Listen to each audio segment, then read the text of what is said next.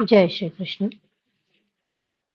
गुरुर्ब्रह्मा गुरुर्विष्णुः गुरुर्देवो महेश्वरः गुरुः साक्षात् परब्रह्म तस्मै श्री गुरवे नमः। कृष्णाय वासुदेवाय हरये परमात्मने प्रणतक्लेशनाशाय गोविन्दाय नमो नमः। नमामि सद्गुरुं शान्तं सच्चिदानन्दविग्रहं पूर्णब्रह्मपरानन्दं ईशमानन्दिवल्लभम्। ॐ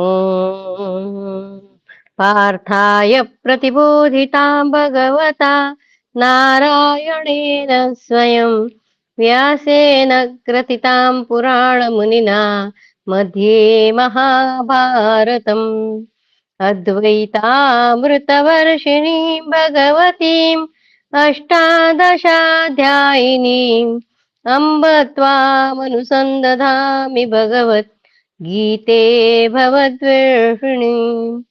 नमोऽस्तु ते व्यासविशालबुद्धे फुल्लारविन्दायतपत्रनेत्र येन त्वया भारततैलपूर्णः प्रज्वालितो ज्ञानमयः प्रदीपः।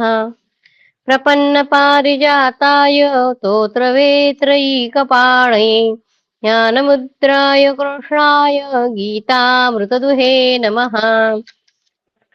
नारायणं नमस्कृत्य नरं चैव नरोत्तमं देवीं सरस्वतीं व्यासं ततो जयमुदीरयेत्। अथ अष्टपंचाशत्तमोऽध्यायः। देवताओं के द्वारा नल के गुणों का गान और उनके निषेध करने पर भी नल के विरुद्ध कलयुग का कोप। कल हमने देखा था कि काम्यकवन में युधिष्ठिर बृहदश्व ऋषि को पूछ रहे थे कि मेरे जैसा कोई अभागा नहीं होता, मुझे जितने दुख भोगने पड़े, कैसे कैसे मेरे ऊपर सब हुआ, वो सब बताकर कह रहे कि मैं ही सबसे अभागा हूँ। तब वो बृहदश्व जो ऋषि थे वो एक कथा सुना रहे, नलोपाख्यान, राजा नल और दमयंती की। कल हमने उनके स्वयंवर तक का पूरा देखा, उनका स्वयंवर हमने कल देखा, भाष्य हम आगे अभी देखेंगे। बृहदश्व मुनि कहते हैं, राजन, भीम कुमारी दमयंती द्वारा निषद नरेश नल का वरण हो जाने पर जब महातेजस्वी लोकपालगण स्वर्ग लोकों को जा रहे थे, लोकपालगण यानी इंद्र थे, यम, अग्नि और वरुण।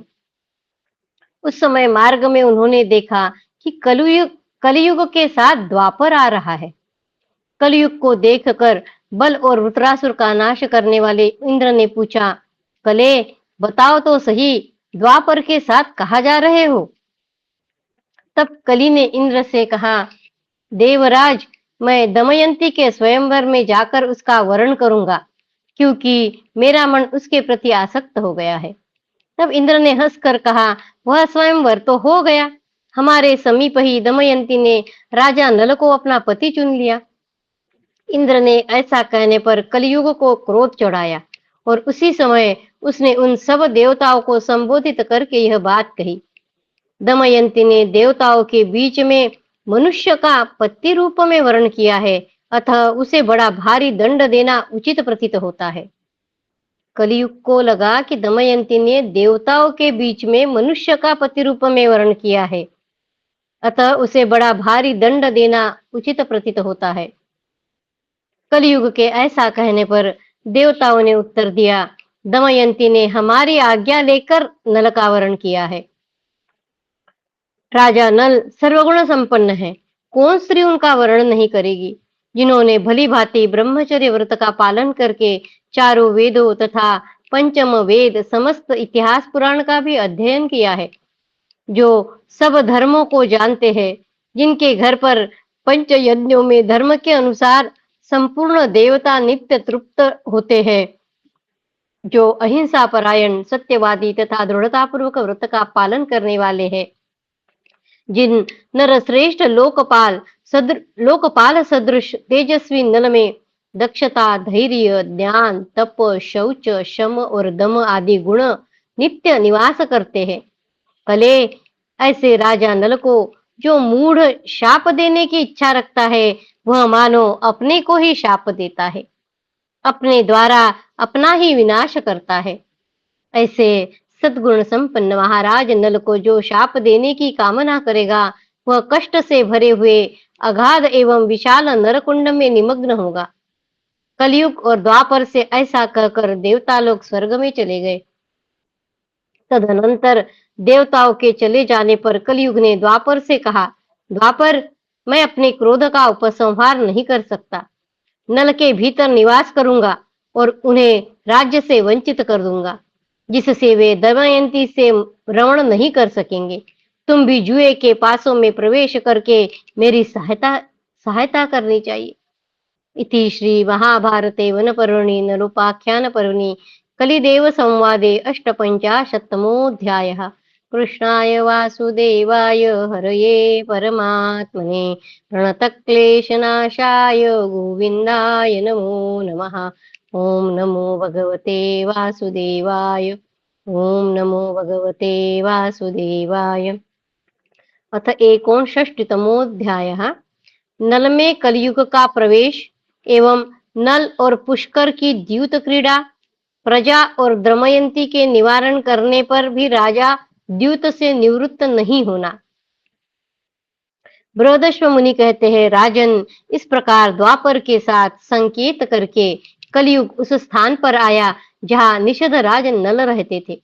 वह प्रतिदिन राजा नल का छिद्र देखता हुआ निषद देश में दीर्घ काल तक टिका रहा। 12 वर्षों के बाद एक दिन कली को एक छिद्र दिखाई दिया। राजा नल उस दिन लघु शंका करके आए और हाथ मुंह धोकर आचमन करने के पश्चात संध्योपासना करने बैठ गए। पैरों को नहीं धोया। यह छिद्र देखकर कलियुग उनके भीतर प्रविष्ट हो गया। 12 वर्षों तक पूरा अपना व्रत जो है उससे वो चल रहे हैं, पर एक दिन ऐसे हो गया कि लघु शंका करने के बाद हाथ मुंह तो धो लिया, आचमन कर लिया, संध्या करने बैठ गए, पर पैरों को नहीं धुआ। इतनी छोटी बात थी। यह छिद्र देखकर कलियुग उनके भीतर प्रविष्ट हो गया। नल में आविष्ट होकर कलियुग ने दूसरा रूप धारण करके पुष्कर के पास जाकर कहा, चलो राजा नल के साथ जुआ खेलो। नल में आविष्ट होकर कलियुग ने दूसरा रूप धारण करके पुष्कर के पास जाकर कहा, चलो राजा नल के साथ जुआ खेलो। मेरे साथ रहकर तुम जुए में अवश्य राजा नल को जीत लोगे।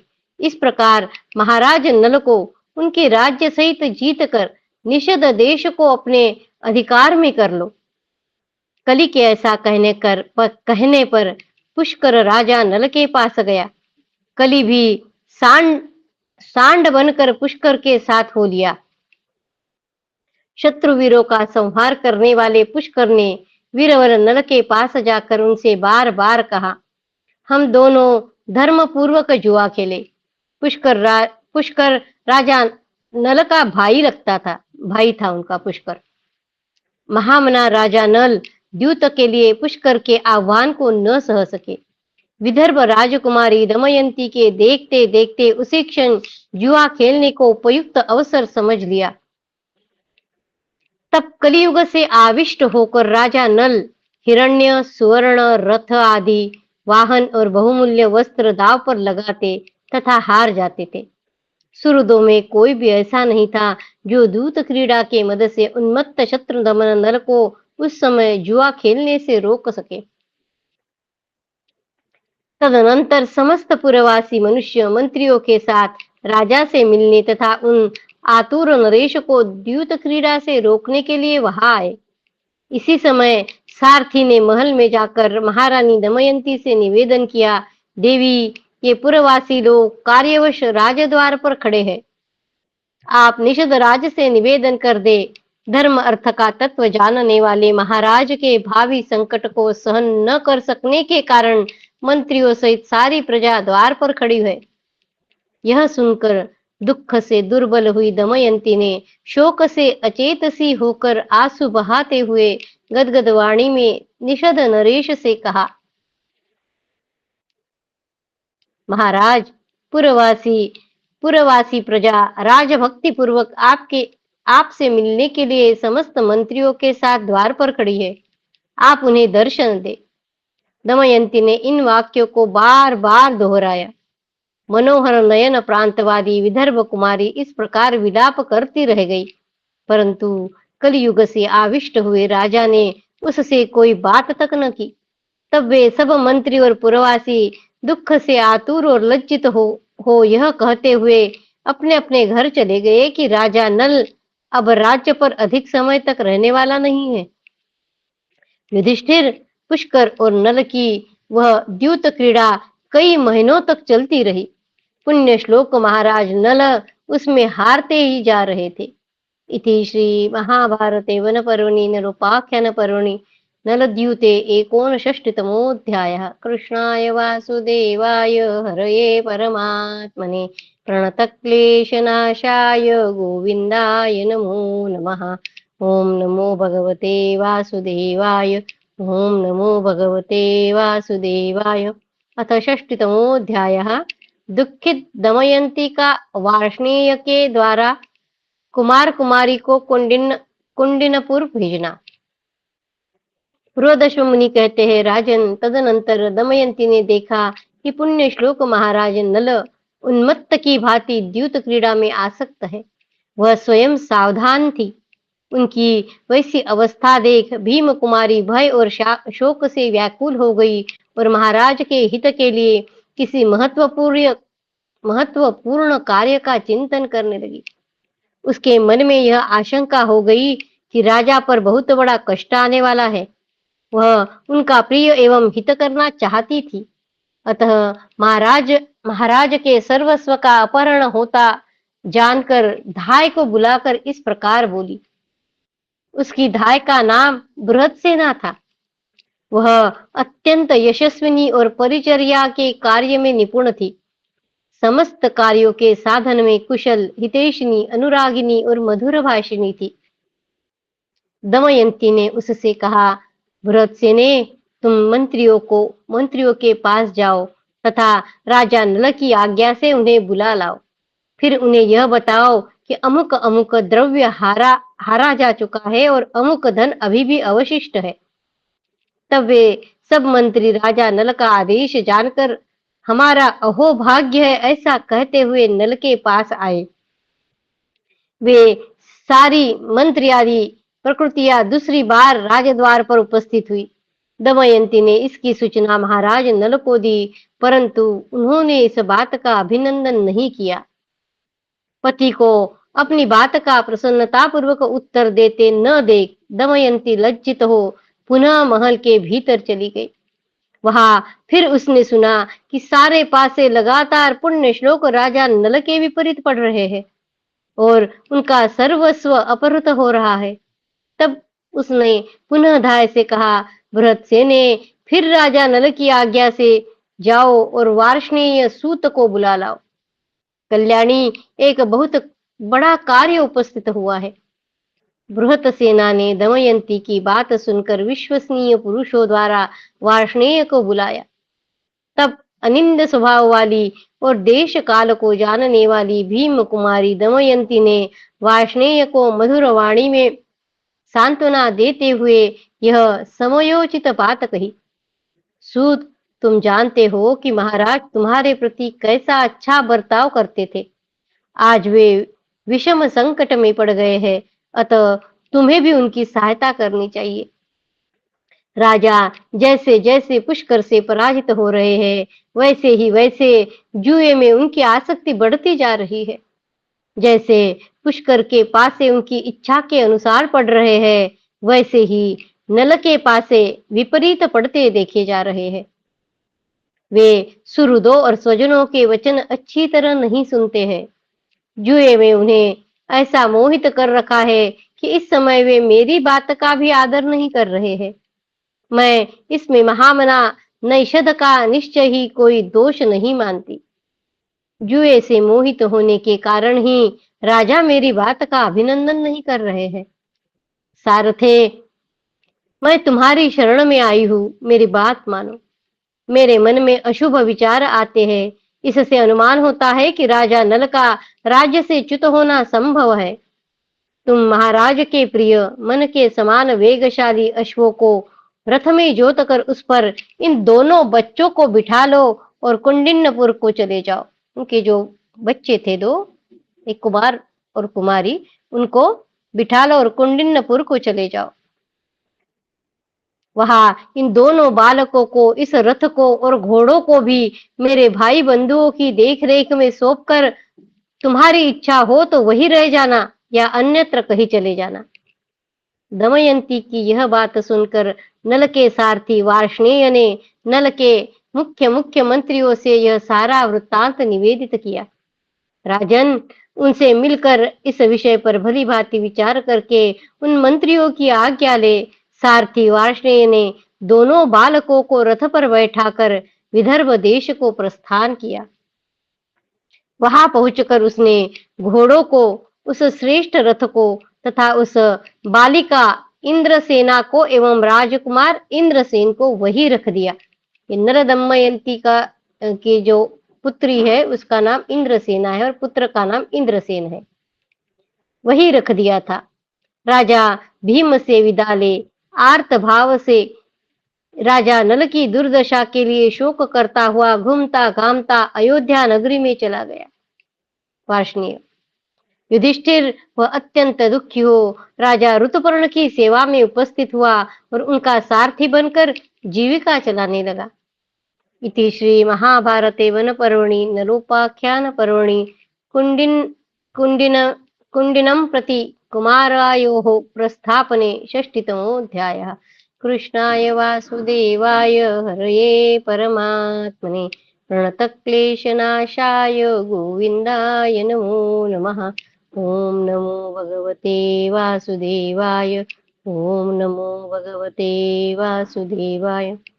अथ एकषष्टितमोऽध्यायः। नल का जुए में हारकर दमयंती के साथ वन को जाना और पक्षियों द्वारा आपदग्रस्त नल के वस्त्र का अपहरण। बृहदश्व मुनि कहते हैं, युधिष्ठिर, तदनंतर वार्ष्णेय के चले जाने पर जुआ खेलने वाले पुण्य श्लोक महाराज नल के सारे राज्य और जो कुछ भी धन था उन सब का जुए में पुष्कर ने अपहरण कर लिया। राजन, राज्य हार जाने पर नल से पुष्कर ने हंसते हुए कहा कि क्या फिर जुआ आरंभ हो? अब तुम्हारे पास दांव पर लगाने के लिए क्या है? तुम्हारे पास केवल दमयंती शेष रह गई है और सब वस्तुएं तो मैंने जीत ली है। यदि तुम्हारी राय हो तो दमयंती को दांव पर रखकर एक बार फिर जुआ खेला जाए। पुष्कर के ऐसा कहने पर पुण्य श्लोक महाराज नल का हृदय शोक से विदीर्ण सा हो गया, परंतु उन्होंने उससे कुछ कहा नहीं। तदनंतर महायशस्वी नल ने अत्यंत दुखित हो पुष्कर की ओर देखकर अपने सब अंगों के आभूषण उतार दिए और केवल एक अधोवस्त्र धारण करके चादर ओढ़े बिना ही अपनी विशाल संपत्ति को त्याग कर सुहृदों का शोक बढ़ाते हुए वे राजभवन से निकल पड़े। दमयंती के शरीर पर भी एक ही वस्त्र था। वह जाते हुए राजा नल के पीछे हो ली। वे उसके साथ नगर से बाहर 3 रात तक टिके रहे। महाराज पुष्कर ने उस नगर में यह घोषणा कर दी, डुग्गी पिटवा दी कि जो नल के साथ अच्छा बर्ताव करेगा वह मेरा वध्य होगा, जो नल के साथ अच्छा बर्ताव करेगा वह मेरा वध्य होगा। युधिष्ठिर, पुष्कर के उस वचन से और नल के प्रति पुष्कर का द्वेष होने से पुरवासियों ने राजा नल का कोई सत्कार नहीं किया।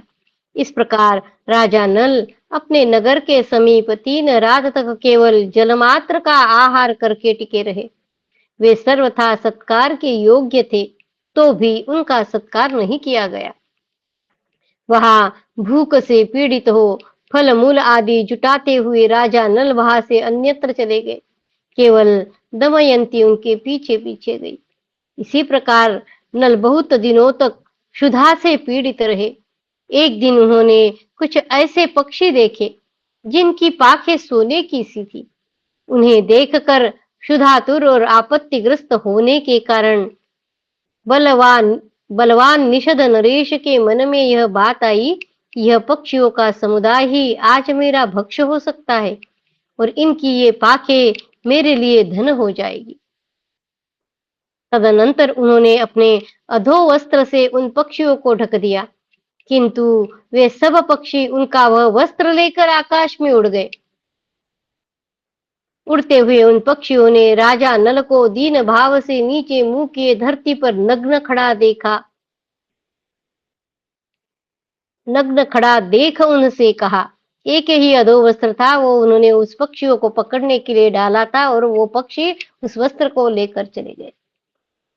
उड़ते हुए पक्षियों ने राजा नल को दीन भाव से नीचे मुंह किए धरती पर नग्न खड़ा देख उनसे कहा, ओ खोटी बुद्धि वाले नरेश, हम पक्षी नहीं पासे हैं और तुम्हारा वस्त्र अपहरण करने की इच्छा से ही यहाँ आए थे। तुम वस्त्र पहने हुए ही वहां से चले आए थे, इससे हमें प्रसन्नता नहीं हुई थी। द्यूत में तुम्हारा ये जो वस्त्र है जो तुम पहने हो, ये भी हम द्यूत में जीत लेते थे, इसलिए हम पासे बनकर, ये पक्षी जो है वो पासे बनकर आए हैं और तुम्हारा वस्त्र अपहरण करने की इच्छा से ही यहाँ आए थे। तुम वस्त्र पहने हुए ही वहां से चले आए थे, इससे हमें प्रसन्नता नहीं हुई थी। राजन, उन पासों को नजदीक से जाते देख और अपने आप को नग्नावस्था में पाकर पुण्य श्लोक नल ने उस समय दमयंती से कहा, सती साध्वी रानी, जिनके क्रोध से मेरा ऐश्वर्य छिन गया, मैं क्षुधा पीड़ित एवं दुखित होकर जीवन निर्वाह के लिए अन्न तक नहीं पा रहा हूँ और जिनके कारण निषद देश की प्रजा ने मेरा सत्कार नहीं किया है, भीरु, वे ही ये पासे है जो पक्षी होकर मेरा वस्त्र लिए जा रहे हैं। मैं बड़ी विषम परिस्थिति में पड़ गया हूँ, दुख के मारे मेरी चेतना लुप्त सी हो रही है। मैं तुम्हारा पति हूँ, अतः तुम्हारे हित की बात बता रहा हूँ, इसे सुनो। ये बहुत से मार्ग है जो दक्षिण दिशा की ओर जाते हैं। यह मार्ग वृक्षवान पर्वत को लांघ कर अवंती देश को जाता है। यह महान पर्वत विंध्य दिखाई दे रहा है और यह समुद्रगामी पयोष्णी नदी है। यहाँ महर्षियों के बहुत से आश्रम हैं, जहाँ प्रचुर मात्रा में फल मूल उपलब्ध हो सकते हैं। यह विदर्भ देश का मार्ग है और वह कौशल देश को जाता है। दक्षिण दिशा में इसके बाद का देश दक्षिणापथ कहलाता है। राजा नल ने एकाग्रचित्त होकर बड़ी आतुरता के साथ दमयंती से उपर्युक्त बातें बार बार कही। तब दमयंती ने अत्यंत दुख से दुर्बल हो नेत्रों से आंसू बहाती हुई गदगद वाणी में राजा नल से यह करुण वचन बोली, महाराज, आपका मानसिक संकल्प क्या है? इस पर जब मैं बार बार विचार करती हूँ तब मेरा हृदय उद्विग्न हो उठता है और सारे अंग शिथिल हो उठते हैं। आपका राज्य छिन गया, धन नष्ट हो गया, आपके शरीर पर वस्त्र तक नहीं रह गया तथा आप भूख और परिश्रम से कष्ट पा रहे हैं। ऐसी अवस्था में इस निर्जन वन में आपको असहाय छोड़कर मैं कैसे जा सकती हूँ?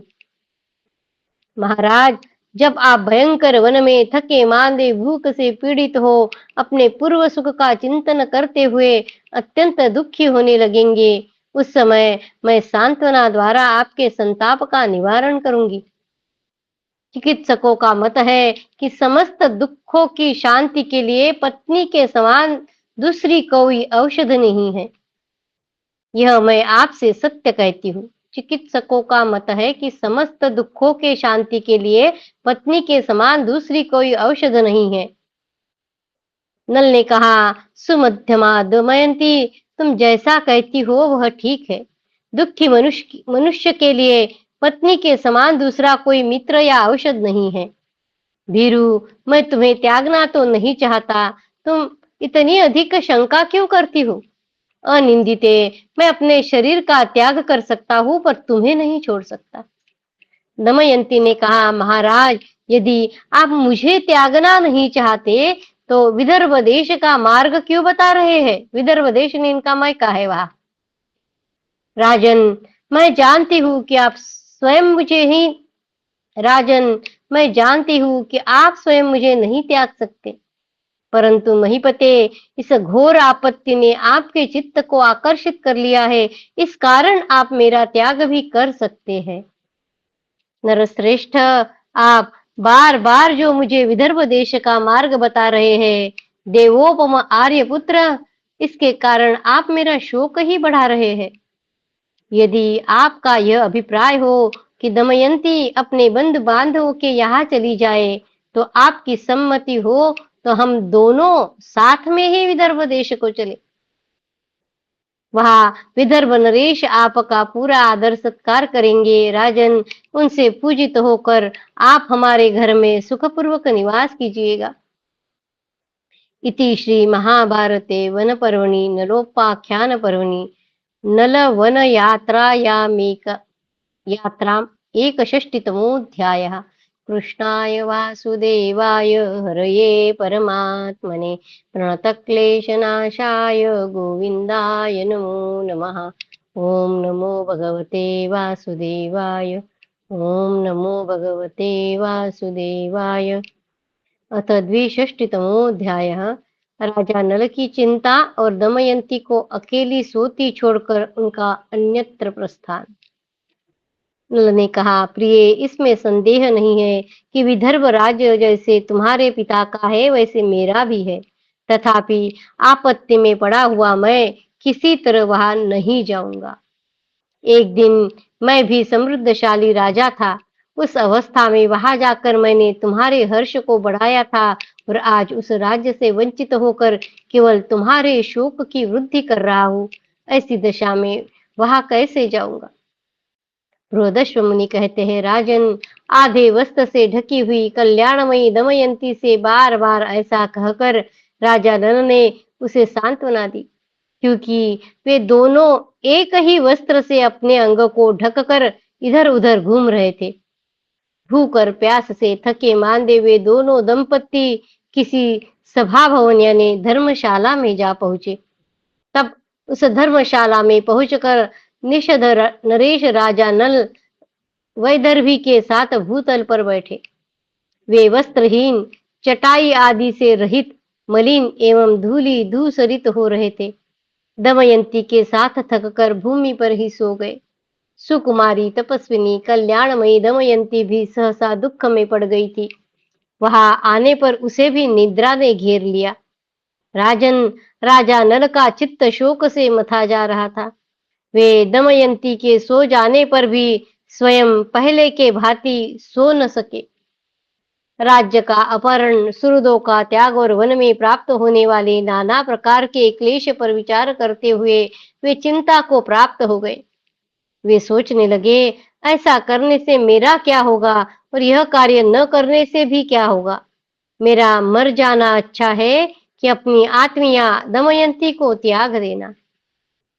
यह यह मुझसे इस प्रकार अनुरक्त होकर मेरे ही लिए दुख उठा रही है। यदि मुझसे अलग हो जाए तो यह कदाचित अपने स्वजनों के पास जा सकती है। मेरे पास रहकर तो यह पतिव्रता नारी निश्चय ही केवल दुख भोगेगी। यद्यपि इसे त्याग देने पर एक संशय बना रहेगा, तो भी यह संभव है कि इसे कभी सुख मिल जाए। राजन, नल अनेक प्रकार से बार बार विचार करके एक निश्चय पर पहुंच गए और दमयंती का परित्याग कर देने में ही उसकी भलाई मानने लगे। यह महाभागा यशस्विनी दमयंती मेरी भक्त और पतिव्रता है। पातिव्रत तेज के कारण मार्ग में कोई इसका सतीत्व नष्ट नहीं कर सकता। ऐसा सोचकर उनकी बुद्धि दमयंती को अपने साथ रखने के विचार से निवृत्त हो गई, बल्कि दुष्ट स्वभाव वाले कलयुग से प्रभावित होने के कारण दमयंती को त्याग देने में ही उनकी बुद्धि प्रवृत्त हुई। तदनंतर राजा ने अपनी वस्त्रहीनता और दमयंती की एक वस्त्रता का विचार करके उसके आधे वस्त्रों को फाड़ लेना ही उचित समझा। फिर यह सोचकर कि मैं कैसे वस्त्र को काटूं जिससे मेरी प्रिया की नींद न टूटे, राजा नल धर्मशाला में नंगे ही इधर उधर घूमने लगे। इधर उधर दौड़ धूप करने पर राजा नल को उस सभा भवन में एक अच्छी सी नंगी तलवार मिल गई। उसी से दमयंती का आधा वस्त्र काटकर परंतप नल ने उसके द्वारा अपना शरीर ढक लिया और अचेत सोती हुई विदर्भ राजकुमारी दमयंती को वही छोड़कर वे शीघ्रता से चले गए। कुछ दूर जाने पर उनके हृदय का विचार पलट गया और वे पुनः उसी सभा भवन में लौट आए। वहां उस समय दमयंती को देखकर निषदनरेश नल फूट फूट कर रोने लगे। वे विलाप करते हुए कहने लगे, पहले जिस मेरी प्रियतमा दमयंती को वायु तथा सूर्य देवता भी नहीं देख पाते थे, वही आज इस धर्मशाला में भूमि पर अनाथ की भांति सो रही है। यह मनोहर हास्य वाली सुंदरी वस्त्र के आधे टुकड़े से लिपटी हुई सो रही है। जब इसकी नींद खुलेगी तब पगली सी होकर न जाने यह कैसी दशा को पहुंच जाएगी। यह भयंकर वन हिंसक पशुओं और सर्पों से भरा हुआ है। मुझसे बिछुड़कर शुभ लक्षणा सती दमयंती अकेली इस वन में कैसे विचरण करेगी। महाभागे, तुम धर्म से आवृत हो। आदित्य, वसु, रुद्र, अश्विनी कुमार और मरुदगण, ये सब देवता तुम्हारी रक्षा करें। इस भूतल पर रूप सौंदर्य में जिसकी समानता करने वाला दूसरी कोई स्त्री नहीं थी, उसी अपनी प्यारी पत्नी दमयंती के प्रति इस प्रकार कहकर राजा नल वहां से उठे और चल दिए। उस समय कली ने इनकी विवेक शक्ति हर ली थी। राजा नल को एक ओर कलयुग खींच रहा था, दूसरी ओर दमयंती का सौहार्द। अतः वे बार बार जाकर फिर उस धर्मशाला में ही लौट आते थे। उस समय दुखी राजा नल का हृदय मानो दुविधा में पड़ गया था। जैसे झूला बार बार नीचे ऊपर आता जाता रहता है, उसी प्रकार उनका हृदय कभी बाहर जाता, कभी सभा भवन में लौट आता था। अंत में कलयुग ने प्रबल आकर्षण किया, जिससे मोहित होकर राजा नल बहुत देर तक करुण विलाप करके अपनी सोती हुई पत्नी को छोड़कर शीघ्रता से चले गए। कलयुग के स्पर्श से उनकी बुद्धि भ्रष्ट हो गई थी। अतः वे अत्यंत दुखी हो विभिन्न बातों का विचार करते हुए उस सूने वन में अपनी पत्नी को अकेली छोड़कर चल दिए। इति श्री महाभारते वन पर्वणि नलोपाख्यान पर्वणि दमयंती परित्यागे द्विषष्टितमोऽध्यायः। कृष्णाय वासुदेवाय हरये परमात्मने प्रणतक्लेशनाशाय गोविन्दाय नमो नमः। ॐ नमो भगवते वासुदेवाय। ॐ नमो भगवते वासुदेवाय। अथ 63तमोऽध्यायः। दमयंती का विलाप तथा अजगर एवं व्याध से उसके प्राण एवं सतीत्व की रक्षा तथा दमयंती के पातिव्रत्य धर्म के प्रभाव से व्याध का विनाश। बृहदश्व मुनि कहते हैं, राजन, नल के चले जाने पर जब दमयंती की थकावट दूर हो गई, तब उसकी आंख खुली। उस निर्जन वन में अपने स्वामी को न देखकर सुंदरी दमयंती भयातुर और दुख शोक से व्याकुल हो गई। उसने भयभीत होकर निषद नरेश नल को, महाराज, आप कहाँ है, यह कहकर बड़े जोर से पुकारा। हा नाथ, हा महाराज, हा स्वामिन, आप मुझे क्यों त्याग रहे हैं? मैं मारी गई, नष्ट हो गई। इस जनशून्य वन में मुझे बड़ा भय लग रहा है। महाराज, आप तो धर्मज्ञ और सत्यवादी है, फिर वैसी सच्ची प्रतिज्ञा करके आज आप इस जंगल में मुझे सोती छोड़कर कैसे चले गए? मैं आपकी सेवा में कुशल और अनुरक्त भार्या हूँ। विशेषतः मेरे द्वारा आपका कोई अपराध भी नहीं हुआ है। यदि कोई अपराध हुआ है तो वह दूसरे के ही द्वारा, मुझसे नहीं। तो भी आप मुझे त्याग कर क्यों चले जा रहे हैं? नरेश्वर, आपने पहले स्वयंवर सभा में उन लोकपालों के निकट जो बात कही थी, क्या आप उन्हें आज मेरे प्रति सत्य सिद्ध कर सकेंगे? मनुष्यों की मृत्यु असमय में नहीं होती, तभी तो आपकी यह प्रियतमा आपसे परित्यक्त होकर भी 2 घड़ी भी जी रही है। पुरुष श्रेष्ठ, यहाँ इतना ही परिहास बहुत है। अत्यंत दुर्धर्ष वीर, मैं बहुत डर गई हूँ, अब मुझे अपना दर्शन दीजिए। राजन, आप दिख रहे हैं, दिख रहे हैं, यह दिखाई दिए। लताओदरा, आप अपने को छिपाकर आप मुझसे बात क्यों नहीं कर रहे हैं? राजेंद्र, मैं इस प्रकार भय और चिंता में पड़कर यहाँ विलाप कर रही हूँ और आप आकर आश्वासन भी नहीं देते। यह तो आपकी बड़ी निर्दयता है। नरेश्वर, मैं अपने लिए शोक नहीं करती, मुझे दूसरी किसी बात का भी शोक नहीं है। मैं केवल आपके लिए शोक कर रही हूँ कि आप अकेले कैसे शोचनीय दशा में पड़ जाएंगे। राजन, आप भूखे प्यासे और परिश्रम से थके मांदे होकर जब सायंकाल किसी वृक्ष के नीचे आकर विश्राम करेंगे, उस समय मुझे अपने पास न देखकर आपकी कैसी दशा हो जाएगी। तदनंतर प्रचंड शोक से पीड़ित हो, क्रोधाग्नि से दग्ध होती हुई सी दमयंती अत्यंत दुखी हो रोने और इधर उधर दौड़ने लगी। दमयंती बार बार उठती और बार बार विवल होकर गिर पड़ती थी। वह कभी भयभीत होकर छिपती और कभी जोर जोर से रोने चिल्लाने लगती थी। अत्यंत शोक संतप्त हो बार बार लंबी सांसें खींचती हुई व्याकुल पतिव्रता दमयंती दीर्घ निश्वास लेकर रोती हुई बोली, जिसके अभिशाप से निषद नरेश नल दुख से पीड़ित हो क्लेश पर क्लेश उठाते जा रहे हैं, उस प्राणी को हम लोगों के दुख से भी अधिक दुख प्राप्त हो। उस प्राणी को हम लोगों के दुख से भी अधिक दुख प्राप्त हो। जिस पापी पुण्या जिस पापी ने पुण्यात्मा राजा नल को इस दशा में पहुंचाया है, वह उनसे भी भारी दुख में पड़कर दुख की ही जिंदगी बितावे। इस प्रकार विलाप करती तथा हिंस्र जंतुओं से भरे हुए वन में अपने पति को ढूंढती हुई महामना राजा नल की पत्नी भीम कुमारी दमयंती उन्मत्त हुई रोती बिलखती हुई और राजन, हाँ महाराज, ऐसा बार बार कहती हुई इधर उधर दौड़ने लगी। वह कुररी पक्षी की भांति जोर जोर से करुण क्रंदन कर रही थी और अत्यंत शोक करती हुई बार बार विलाप कर रही थी। वहां से थोड़े ही दूर पर एक विशालकाय भूखा अजगर बैठा था।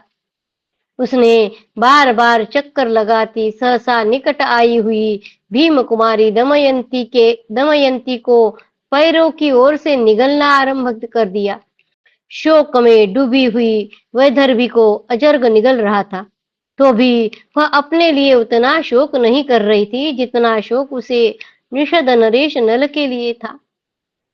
वह विलाप करती हुई कहने लगी, हाँ नाथ, इस निर्जन वन में यह अजगर सर्प मुझे अनाथ की भांति निगल रहा है। आप मेरी रक्षा के लिए दौड़कर आते क्यों नहीं है? यदि मैं मर गई तो मुझे बार बार याद करके आपकी कैसी दशा हो जाएगी। प्रभु, आज मुझे वन में छोड़कर आप क्यों चले गए? निष्पाप निषद नरेश, इस संकट से मुक्त होने पर जब आपको पुनः शुद्धि बुद्धि चेतना और धन आदि की प्राप्ति होगी, उस समय मेरे बिना आपकी क्या दशा होगी?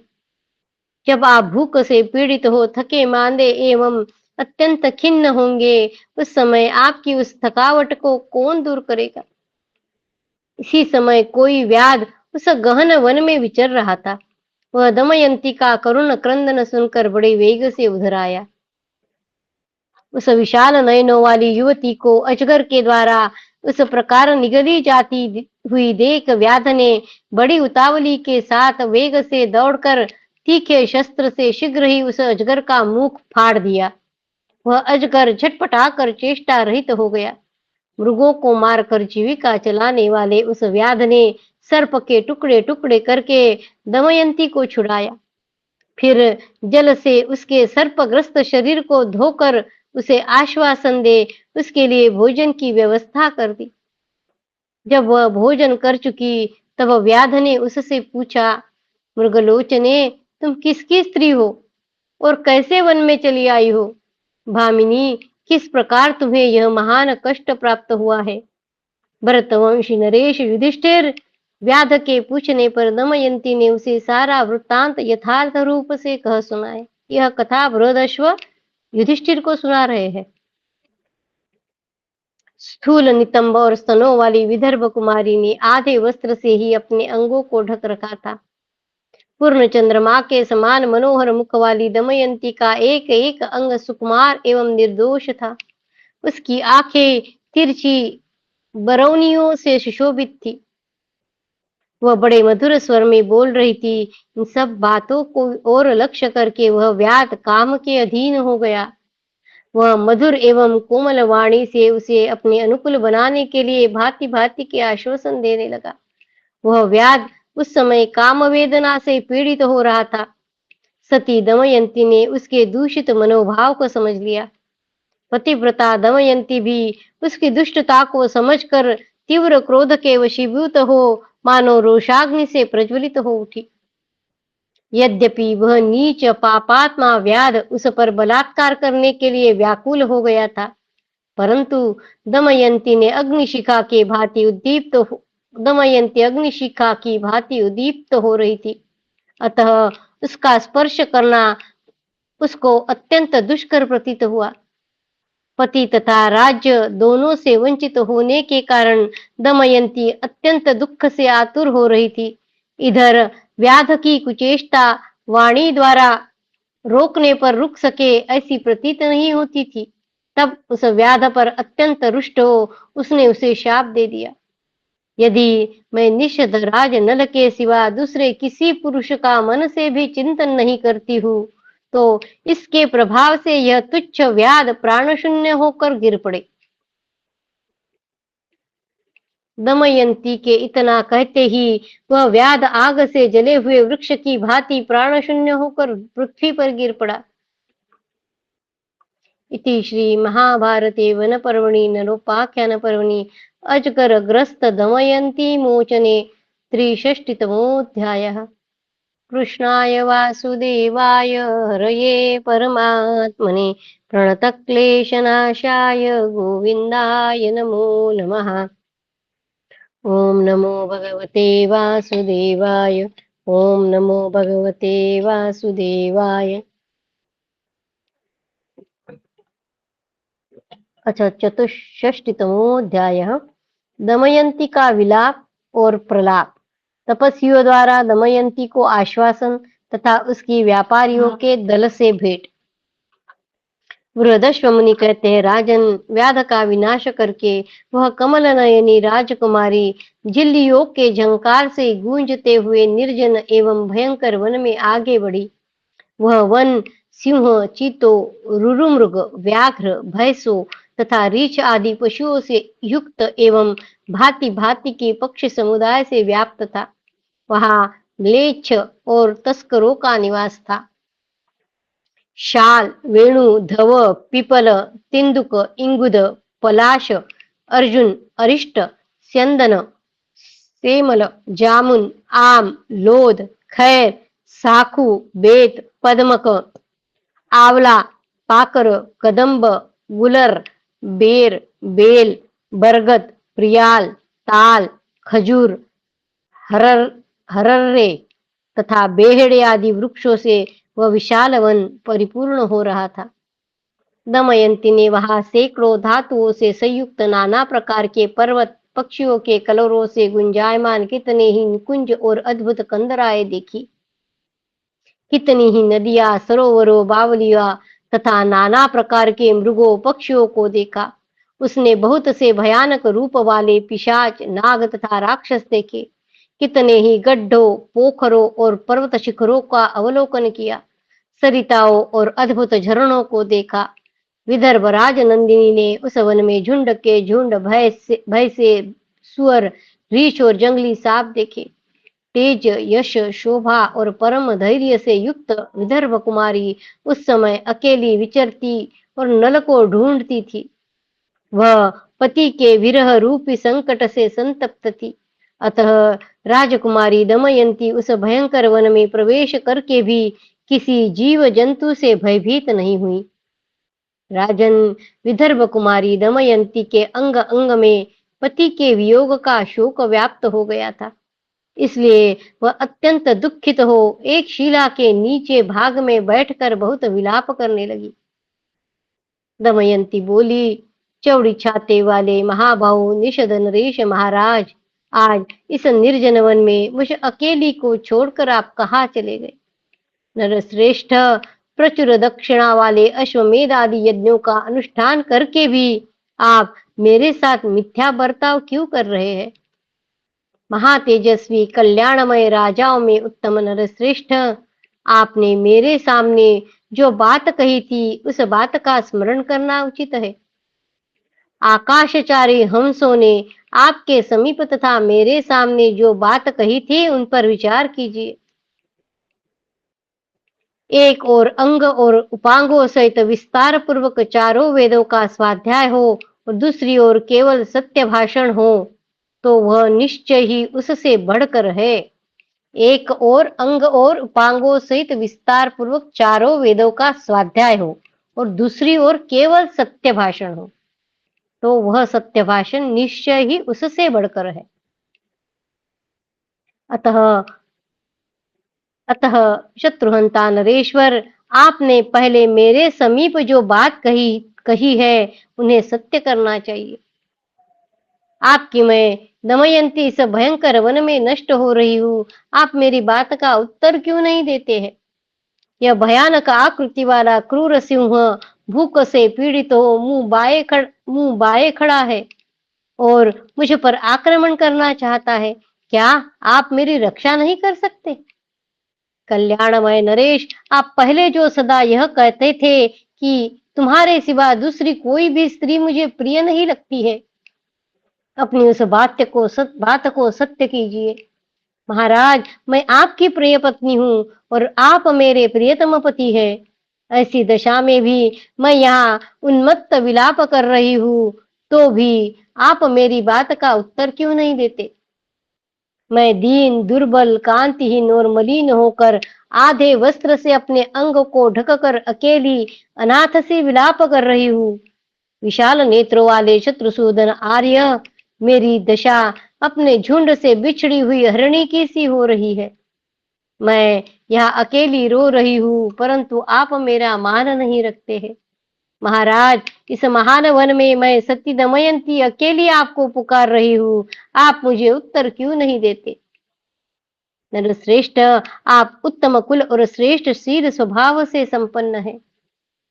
आप अपने संपूर्ण मनोहर अंगों से सुशोभित होते हैं। आज इस पर्वत शिखर पर मैं आपको नहीं देख पाती हूँ। इस महाभयंकर वन में जहाँ सिंह व्याघ्र रहते हैं, आप कहीं सोए हैं, बैठे हैं अथवा खड़े हैं। मेरे शोक को बढ़ाने वाले नरश्रेष्ठ, आप यही है या कहीं अन्यत्र चल दिए हैं? यह मैं किससे पूछूं?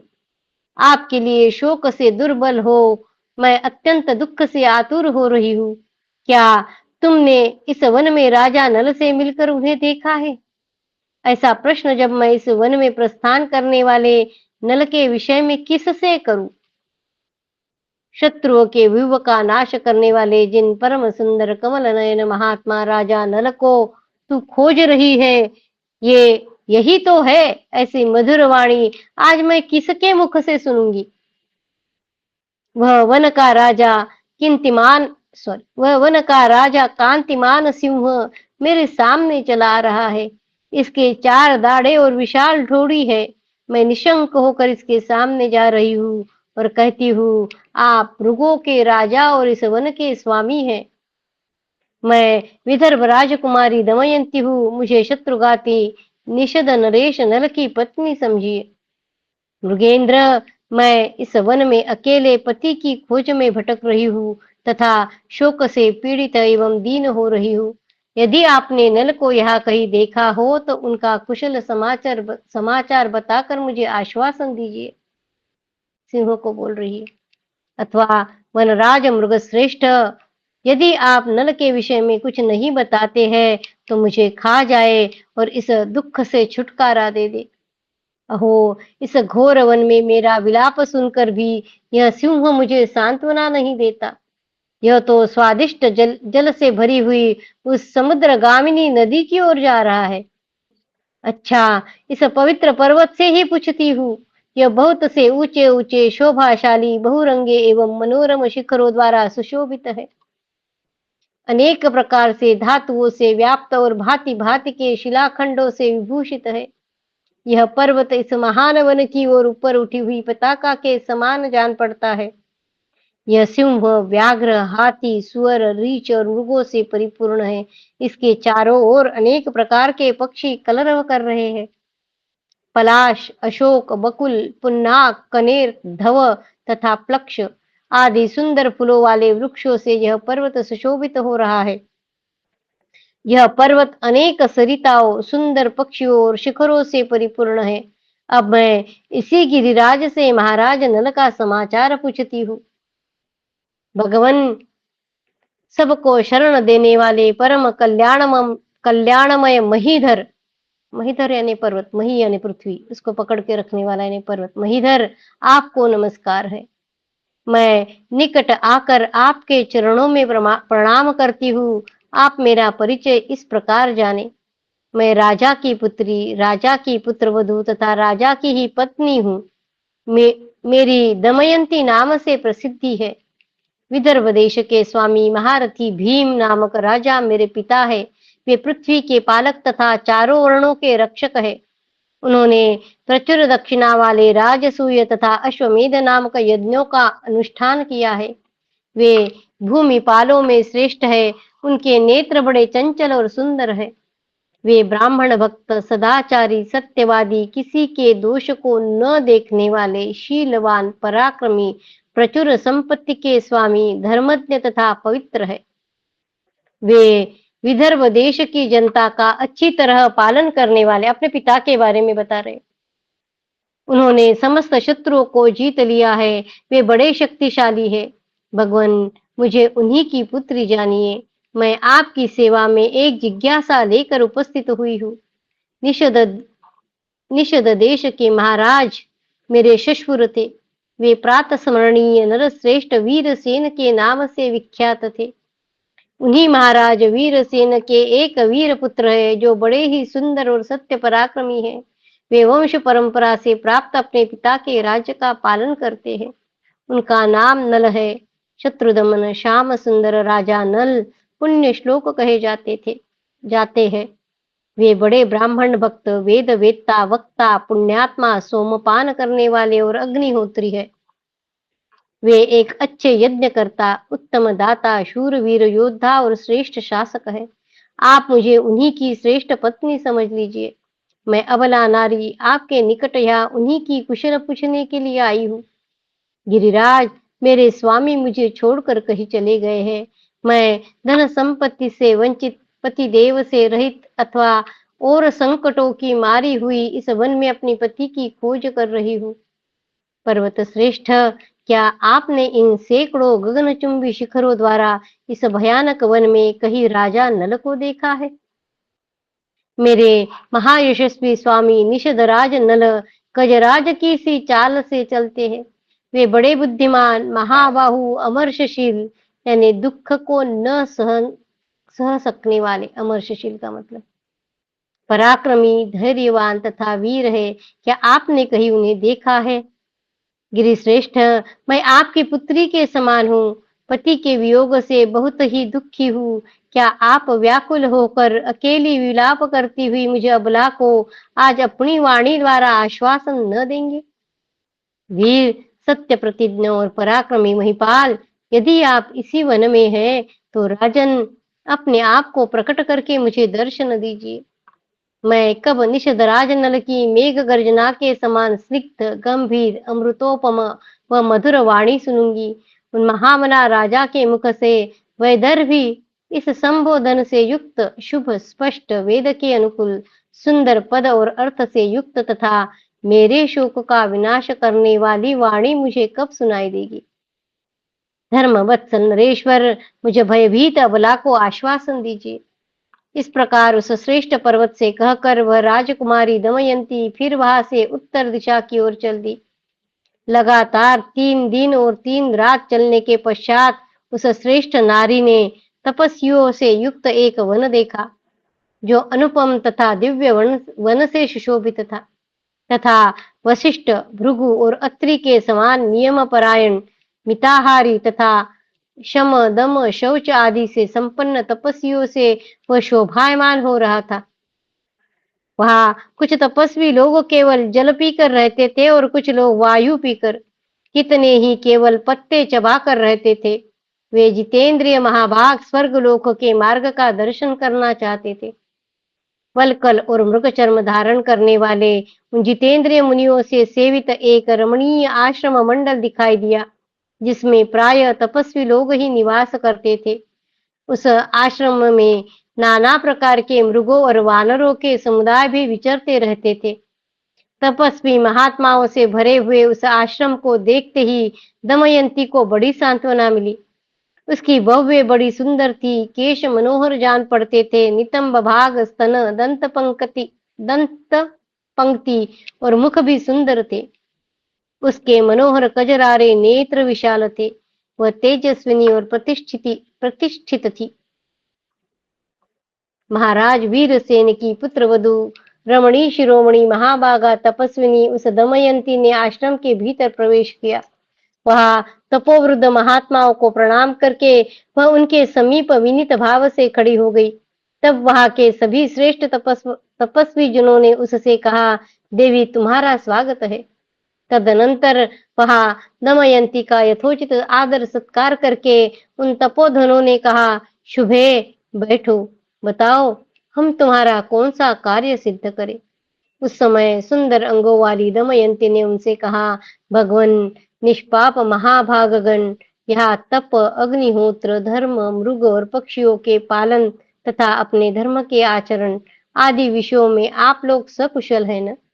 तब उन महात्माओं ने कहा, भद्रे, सर्वत्र कुशल है।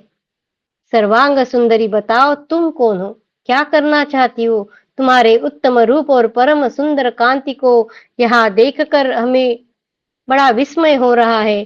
धैर्य धारण करो, शोक न करो। तुम इस वन की देवी हो या इस पर्वत की अधिदेवता, अनिंदिते, अथवा तुम इस नदी की अधिष्ठात्री देवी हो। सच सच बताओ। दमयंती ने उन ऋषियों से कहा, तपस्या के धनी ब्राह्मणों, न तो मैं इस वन की देवी हूँ, न पर्वत की अधिदेवता, और न इस नदी की ही देवी हूँ। आप सब लोग मुझे मानवी समझे। मैं विस्तार पूर्वक अपना परिचय दे रही हूँ, आप लोग सुने। विदर्भ देश में भीम नाम से एक प्रसिद्ध भूमिपाल है। द्विजवरो, आप सब महात्मा जान ले, मैं उन्हीं महाराज की पुत्री हूँ। निषद देश के स्वामी, संग्राम विजयी वीर, विद्वान, बुद्धिमान, प्रजापालक, महायशस्वी राजा नल मेरे प्रति है और देवताओं के पूजन में संलग्न रहते हैं। वे ब्राह्मणों के प्रति उनके हृदय में बड़ा स्नेह है। वे निषद कुल के रक्षक, महातेजस्वी, महाबली, सत्यवादी, धर्मज्ञ, विद्वान, सत्य प्रतिज्ञ, शत्रुमर्दन, ब्राह्मण भक्त, देवोपासक, शोभा और संपत्ति से युक्त तथा शत्रुओं की राजधानी पर विजय पाने वाले हैं।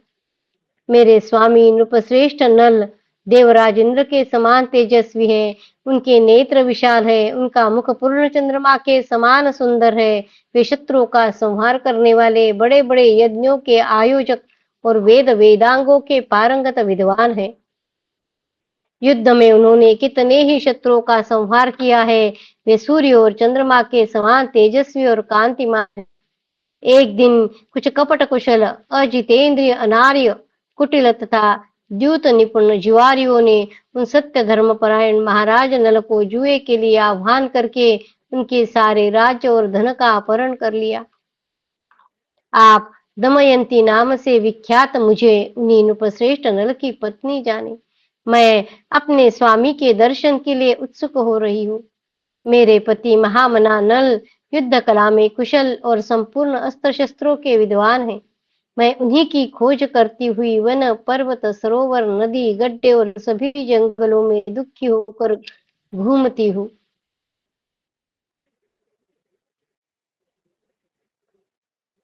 मेरे पति महामना नल युद्ध कला में कुशल और संपूर्ण अस्त्र शस्त्रों के विद्वान हैं। मैं उन्हीं की खोज करती हुई वन, पर्वत, सरोवर, नदी, गड्ढे और सभी जंगलों में दुखी होकर घूमती हूँ।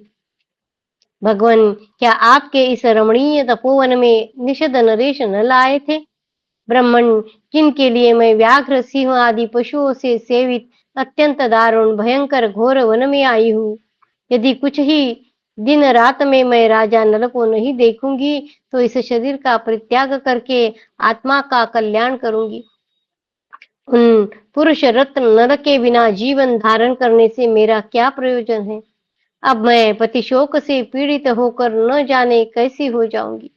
इस प्रकार वन में अकेली विलाप करती हुई भीम नंदिनी दमयंती से सत्य का दर्शन करने वाले उन तपस्वियों ने कहा, कल्याणी, हम अपने तपोबल से देख रहे हैं, तुम्हारा भविष्य परम कल्याणमय होगा। तुम शीघ्र ही निषद नरेश नल का दर्शन प्राप्त करोगी। तुम शत्रुओं का संहार करने वाले निषद देश के अधिपति और धर्मात्माओं में श्रेष्ठ राजा नल को सब प्रकार की चिंताओं से रहित देखोगी। तुम्हारे पति सब प्रकार के पाप जनित दुखों से मुक्त और संपूर्ण रत्नों से संपन्न होंगे। शत्रुदमन राजा नल फिर उसी श्रेष्ठ नगर का शासन करेंगे। वे शत्रुओं के लिए भयदायक और सुहृद के लिए शोक का नाश करने वाले होंगे। कल्याणी, इस प्रकार सतकुल में उत्पन्न अपने पति को तुम नरेश के पद पर प्रतिष्ठित देखोगी।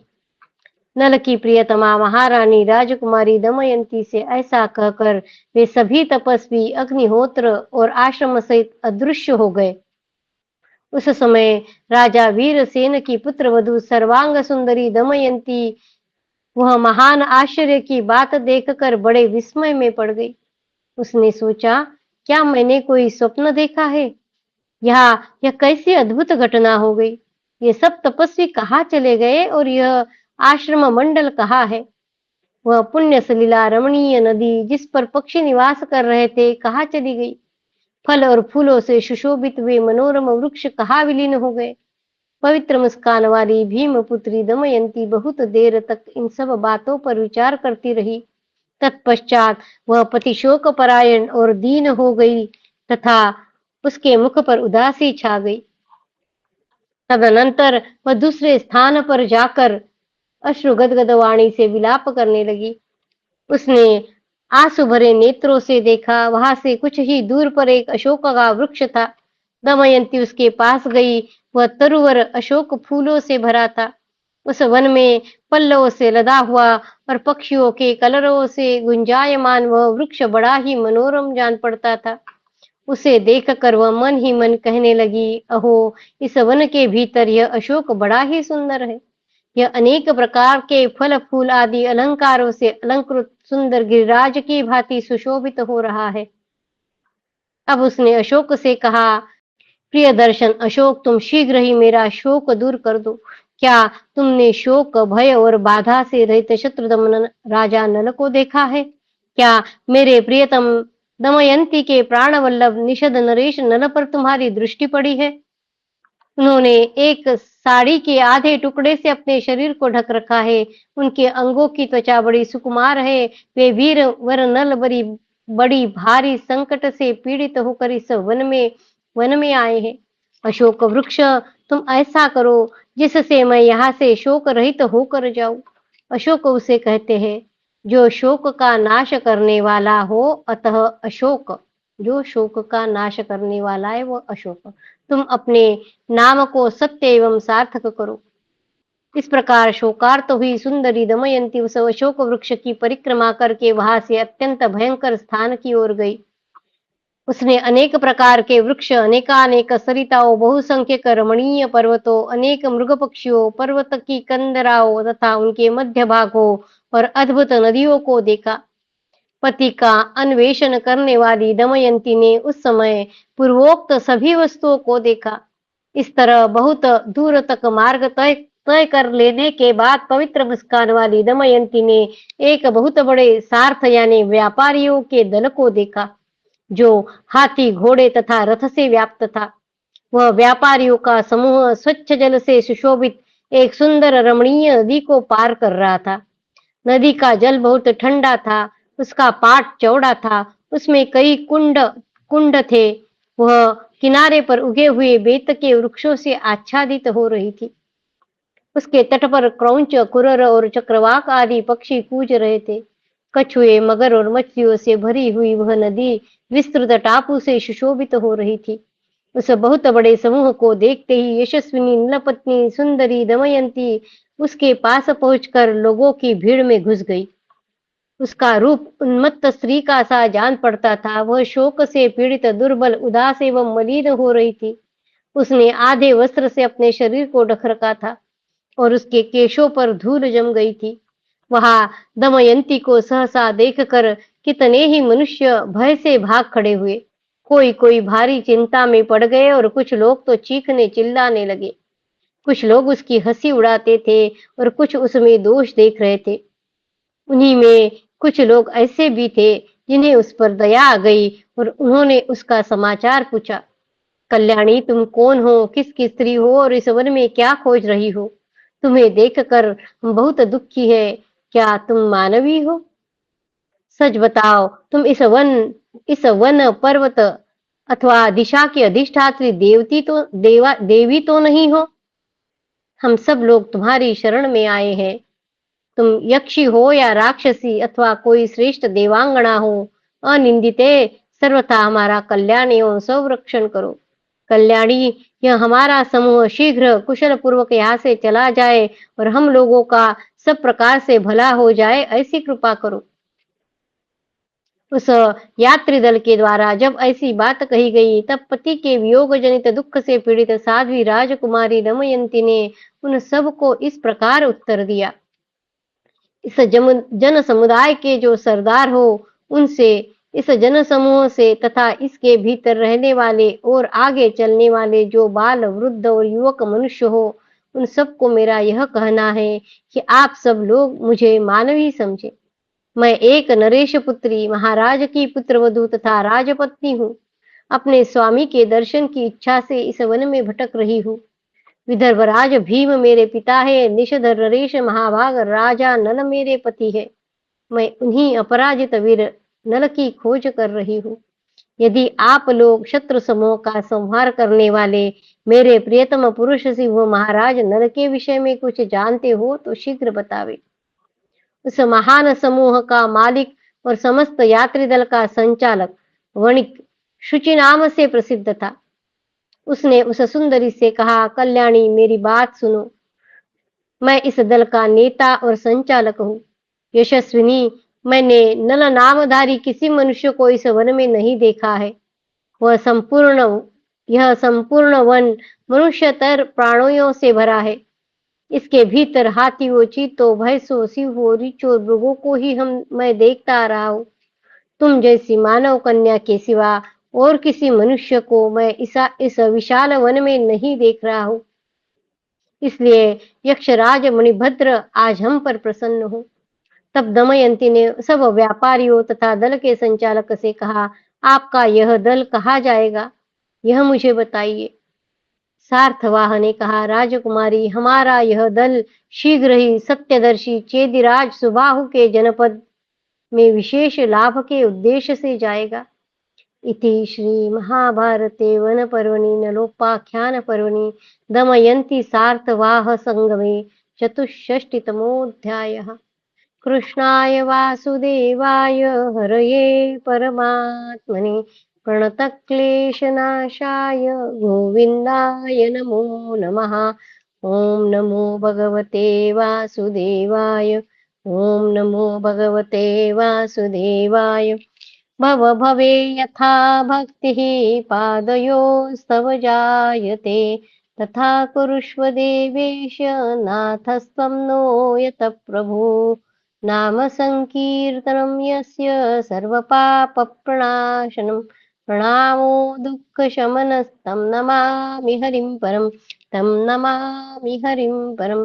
त्वदीयं वस्तु गोविन्द तुभ्यमेव समर्पये।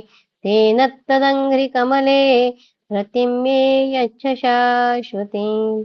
ॐ पूर्णमद पूर्णमिदं पूर्णात् पूर्णमुदच्यते, पूर्णस्य पूर्णमादाय पूर्णमेवावशिष्यते। ओम शांति शांति शांति। हरि ओम तत्सत्। श्री कृष्णार्पणमस्तु। श्री गुरुभ्यो नमः। ज्ञानेश्वर। जय श्री कृष्ण। जय श्री कृष्ण। जय श्री कृष्ण। जय श्री कृष्ण। धन्यवाद ताई, जय श्री कृष्ण। धन्यवाद। धन्यवाद। जय श्री कृष्ण ताई, बहुत बहुत धन्यवाद। जय सभी को प्रणाम। जय श्री राम। जय श्री कृष्ण। जय सबको अनिता, आपकी हनुमान जयंती की बधाई।